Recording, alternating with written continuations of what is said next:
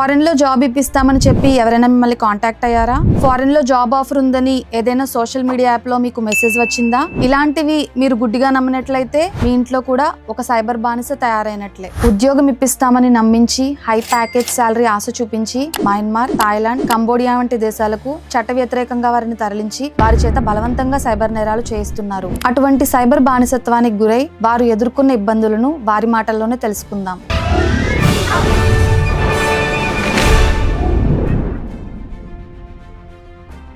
మీ పేరు, వివరాలు, మీరు ఏం చేస్తుంటారు చెప్పండి. నా పేరు జెస్సీ. నేను ప్రెసెంట్ ఇప్పుడు ఎంబీబీఎస్ చదువుతున్నాను. ఎంబీబీఎస్ చదవటానికి నేను చదువుతున్నాను. ఎంబీబీఎస్ ఏ ఇయర్? Fifth year. మయన్మార్ వెళ్ళే జాబ్ ఆఫర్ గురించి అసలు ఏ విధంగా తెలుసుకున్నారు?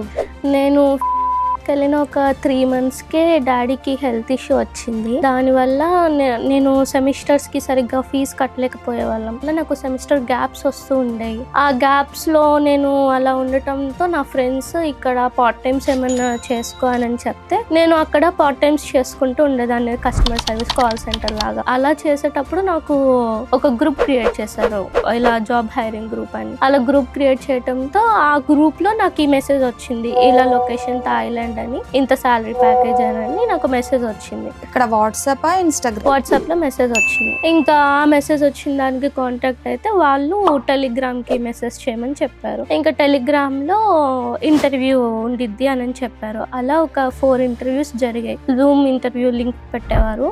ఏ జాబ్ అని చెప్పారు ఇనిషియల్ గా? కస్టమర్ సర్వీస్ అని చెప్పారు. నాకు ఆల్రెడీ కస్టమర్ సర్వీస్ కి ఎక్స్పీరియన్స్ ఉంది అని చెప్పేసి నీకు కస్టమర్ సర్వీస్ జాబ్ అని చెప్పారు. సరే కస్టమర్ సర్వీస్ కదా అని నేను అనుకొని ఇంటర్వ్యూస్ కి అటెండ్ అయ్యాను. ఇంటర్వ్యూస్ అన్ని పాస్ అయ్యావని చెప్పారు. ఇంకా తర్వాత ఇలా లొకేషన్, ఎటువంటి క్వశ్చన్స్ అడిగారు ఇంటర్వ్యూలో? ఎన్ని మంత్స్ నుంచి ఎక్స్పీరియన్స్ ఉంది, నువ్వు అక్కడ ఏం వర్క్ చేసేదానివి నీ జాబ్ లో, అండ్ ఇప్పుడు నువ్వు ప్రెసెంట్ ఏం చేస్తున్నావు, నీ క్వాలిఫికేషన్ ఏంటి అని అడిగారు. ఇంకా తర్వాత పాస్ అయ్యావు ఇంటర్వ్యూ, ఇలా థాయిలాండ్ రావాలి అని చెప్పారు. లొకేషన్ అక్కడ అని వాళ్ళే నాకు ఫ్లైట్ టికెట్స్ అవన్నీ బుక్ చేసి టెలిగ్రామ్ లోనే సెండ్ చేశారు. మేము ప్రింట్అవుట్ తీసుకొని అలా థాయిలాండ్ కి వెళ్ళాలని చెప్పారు. నేనేమో థాయిలాండ్ మరి తెలియని కంట్రీకి ఒక్కదాన్నే వెళ్తున్నానని చెప్పేసి నేను లొకేషన్ పెట్టమన్నా. అసలు ఆఫీస్ ఎక్కడ ఉంది, నాకు లొకేషన్ పెట్టండి అని అంటే, అలా పెట్టడం కుదరదు, ఇక్కడికి వచ్చేంత వరకు కుదరదు, ఇక్కడ వచ్చి నేను పికప్ చేసుకుంటారు,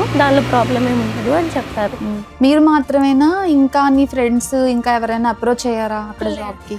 నేను ఒక్కదాన్నే వెళ్ళాను. మీ ఇంట్లో ఉన్న పరిస్థితుల వల్ల పార్ట్ టైం కి వెళ్దాం అనుకున్నారు. ఇంకా నేను మళ్ళీ ఇప్పుడు కూడా నేను సెమిస్టర్ బ్రేక్ తీసుకొని ఉన్నాను.